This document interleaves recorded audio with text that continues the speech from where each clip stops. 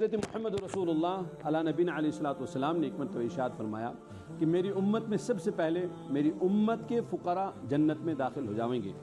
صحابہ رضوان اللہ علیہم اجمعین کو اس بات کی بڑی طلب ہوئی کہ یہ کون لوگ ہیں کہ جو سب سے پہلے جنت میں داخل ہو جائیں گے، تو انہوں نے آپ علیہ الصلوۃ والسلام کی خدمت میں عرض کیا کہ یا نبی علیہ الصلوۃ والسلام یہ کون لوگ ہیں؟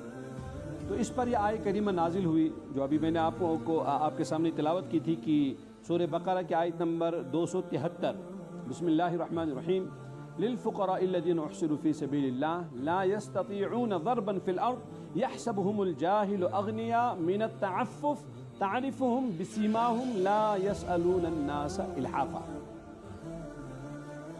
کہ یہ مسلمانوں اے مالداروں، تمہارا جو یہ صدقہ ہے، تمہاری جو زکوٰۃ ہے، تم جو مالی تعاون پیش کرتے ہو، یہ ان فقراء کا حق ہے یا ان فقراء تک پہنچانا اے مالدار تمہاری ذمہ داری ہے۔ کون سے فقراء؟ احصروا فی سبیل اللہ، جن فقراء نے اپنے آپ کو قید کر کے رکھا ہے اللہ کے دین کی حفاظت کے لیے، اللہ کے دین کی اشاعت کے لیے، اس کی حفاظت کے لیے انہوں نے اپنے آپ کو مقید کر رکھا ہے۔ لا یستطیعون ضربا فی الارض، وہ لوگ معاش یا رزق کی تلاش میں ادھر ادھر جا نہیں پاتے ہیں، کما نہیں پاتے ہیں، کاروبار کر نہیں پاتے ہیں۔ کیوں؟ انہوں نے اپنے آپ کو اللہ اور اس کے رسول صلی اللہ علیہ وسلم کے دین کی حفاظت اور اشاعت کے لیے وقف کر رکھا ہے، دین کے تفقہ کو حاصل کرنے کے لیے انہوں نے اپنے آپ کو وقف کر رکھا ہے۔ تو ان لوگوں کو تلاش کرنا پڑے گا۔ اب دیکھیں آگے اللہ رب العزت ارشاد فرماتے ہیں لا یستطیعون ضربا فی الارض، وہ بیچارے زمین پہ چل بھی نہیں پاتے۔ کیوں؟ انہوں نے اپنے آپ کو بس قائد ہی کر رکھا ہے اللہ کے دین کے لیے، یعنی دین کی حفاظت کے لیے، تفقہ فی الدین کے لیے اور اس کی اشاعت کے لیے۔ کون یہ لوگ؟ مفسرین اس پر متفق ہیں، یہ وہ لوگ ہیں جو حضرت محمد رسول اللہ علیہ الصلوۃ والسلام کی درسگاہ میں، آپ صلی اللہ علیہ وسلم کے مدرسے میں جو مسجد نبوی میں قائم تھا، یہ لوگ اصحاب صفہ ہیں۔ یہ وہ لوگ اصحاب صفہ ہیں جنہوں نے اپنے آپ کو بس مقید کر رکھا تھا، محصور کر رکھا تھا مسجد نبوی میں ہی، اور وہ نبی برحق علیہ الصلوۃ والسلام سے دینی علوم حاصل کرتے تھے اور پھر دوسرے صحابہ رضوان اللہ علیہم اجمعین تک وہ چیز پہنچاتے تھے۔ تو اس آیت کریمہ، یہ آیت انہی لوگوں کے بارے میں نازل ہوئی ہے۔ اب ان لوگوں کی پہچان دیکھی کیا ہے؟ لا یستطیعون ضربا فی الارض یحسبهم الجاہل اغنیاء، ایک انجان آدمی ان کو مالدار سمجھتا ہے۔ کیوں؟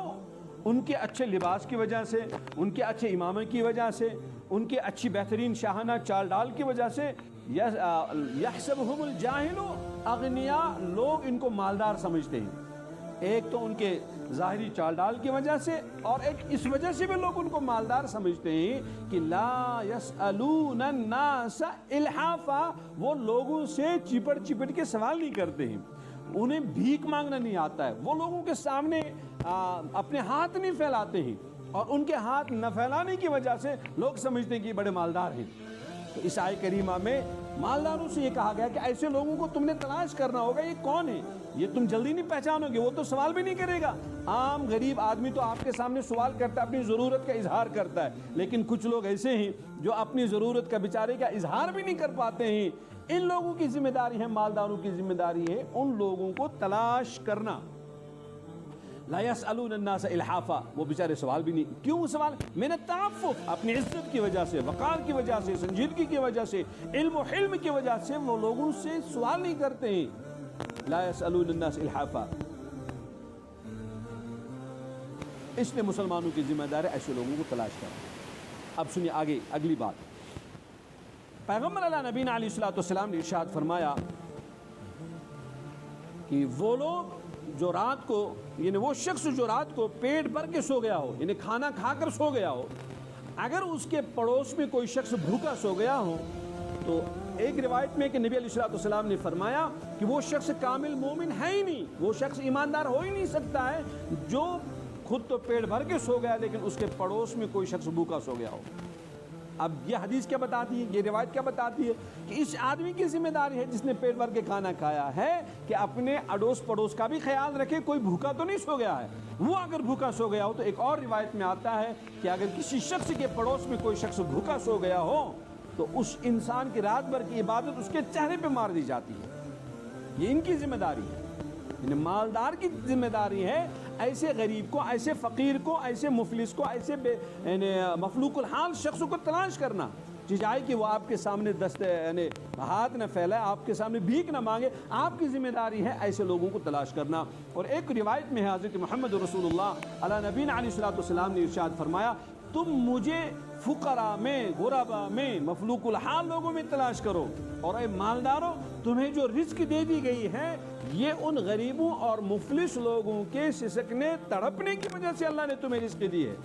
اس سے تمہاری ذمہ داری ہے جب تمہیں رزق ملی تم ان کو تلاش کرو اور ان تک ان کا حق پہنچاؤ۔ وما تنفقوا، اور جو تم خرچ کرتے ہو، ان تبدوا الصدقات فنعما ہی وان تبدوها وان تخفوها، یعنی اگر تم اپنے اس صدقے کو جو آپ اللہ کی راہ میں دے دیتے ہو اگر اس کو تم ظاہر کرتے ہو ٹھیک ہے، لیکن اگر چھپ کے اسی تم وہ دے دیتے ہو، یہ اللہ کو بہت زیادہ پسند ہے۔